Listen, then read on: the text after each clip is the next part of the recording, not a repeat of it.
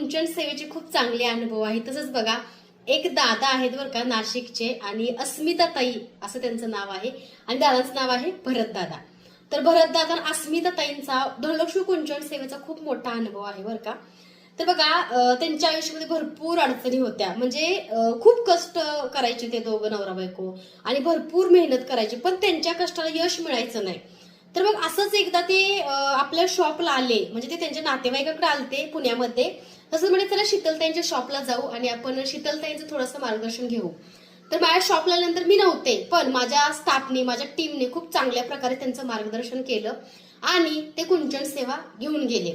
तर ते स्वामी सेवेकरी सुद्धा नव्हते. कसं असतं माहितीये का, आयुष्यामध्ये आपले खूप प्रॉब्लेम्स असतील तर आपला गुरु असणं खूप महत्वाचं आहे. गुरु दिशा आणि मार्ग दाखवण्याचं काम करतात.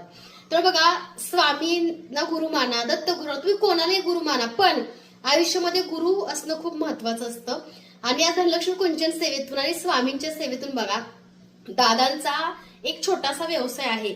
तो तर एवढा मोठा झालाय की दादा म्हणले की 7 लोक शीतलताई मी कामाला ठेवलेत. एवढा मोठा त्यांचा व्यवसाय झालाय. आणि हा मला गिफ्ट त्यांनी ड्रेस पाठवलाय बरं का, ताईंनी दादानी. त्याबद्दल ताईंचे दादाचे अगदी मनापासून धन्यवाद. तर तुम्ही सुद्धा तुमच्या प्रॉब्लेमवरती, अडचणीवरती नक्की सेवा करा आणि भगवंताच्या